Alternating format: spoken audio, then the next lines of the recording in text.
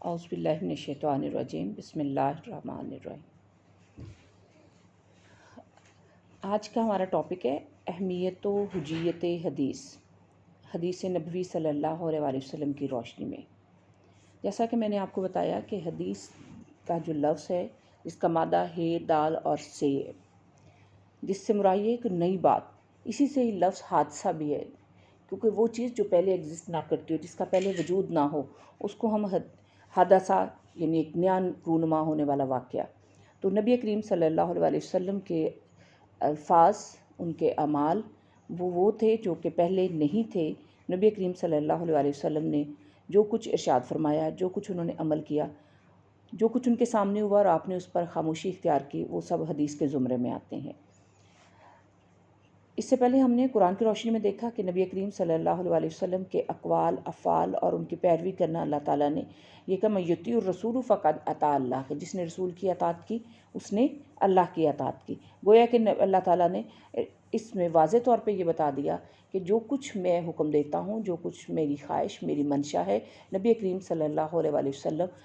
اس کے مطابق، اس کے موافق سر انجام دیتے ہیں اپنے تمام اعمال۔ حدیث نبوی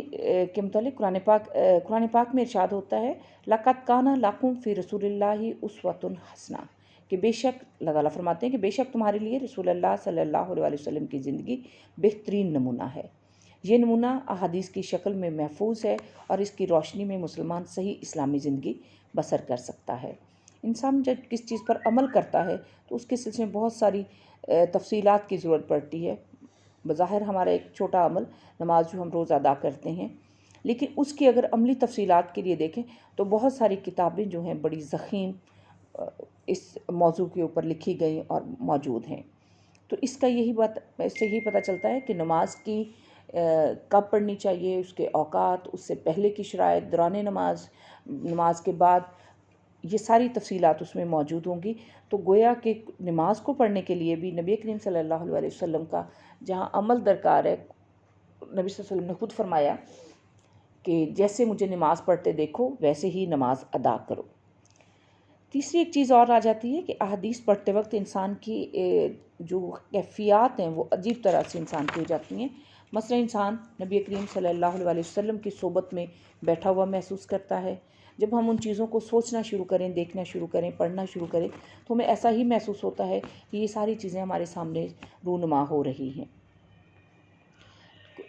حدیث قرآن مجید کے بعد شریعت کا دوسرا بڑا ماخذ ہے۔ اس سے اسلامی قوانین بنتے ہیں، جس سے حدیث میں اس کا ثبوت ملتا ہے کہ جب نبی کریم صلی اللہ علیہ وسلم نے حضرت معاذ بن جبل رضی اللہ تعالیٰ عنہ کو یمن کا گورنر بنا کر بھیجا تو آپ نے ان کو بھیجتے ہوئے یہ پوچھا تھا کہ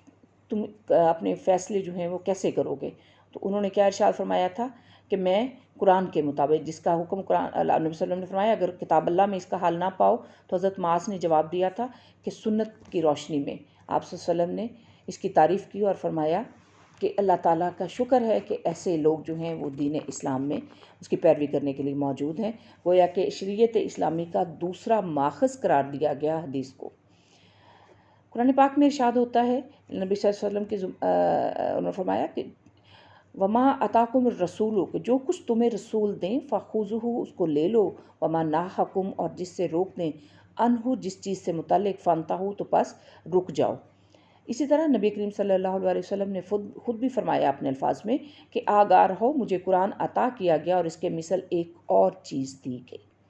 جس سے یہ واضح ہوتا ہے کہ اللہ تعالیٰ نے قرآن مجید کے ساتھ ساتھ نبی کریم صلی اللہ علیہ وسلم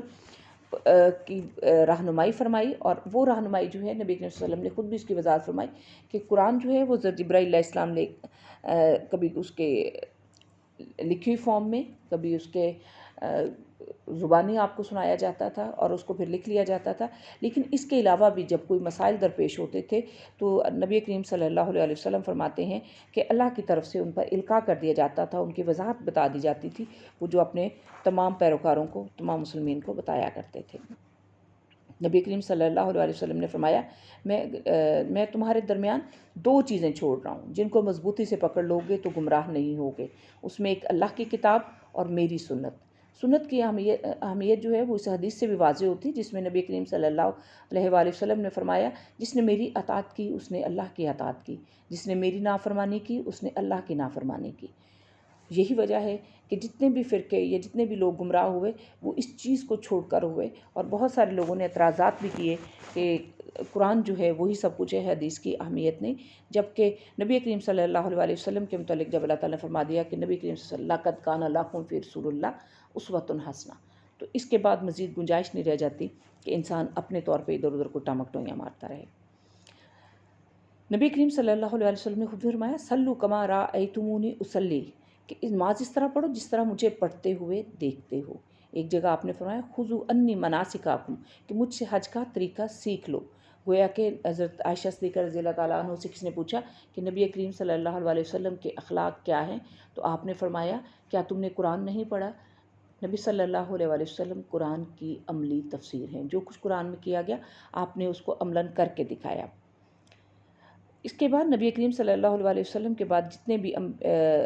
خلفائے راشدین آئے یا صحابہ کرام تھے، انہوں نے بھی نبی کریم صلی اللہ علیہ وسلم کی مکمل طور پر پیروی اختیار کی، اور کبھی بھی وہ کسی ایسی چیز کو جو نبی کریم صلی اللہ علیہ وسلم نے سر انجام نہ دی ہو یا جس کے متعلق ان کا کوئی واضح حکم نہ ہو، ان کو کرنے سے گریزاں رہے۔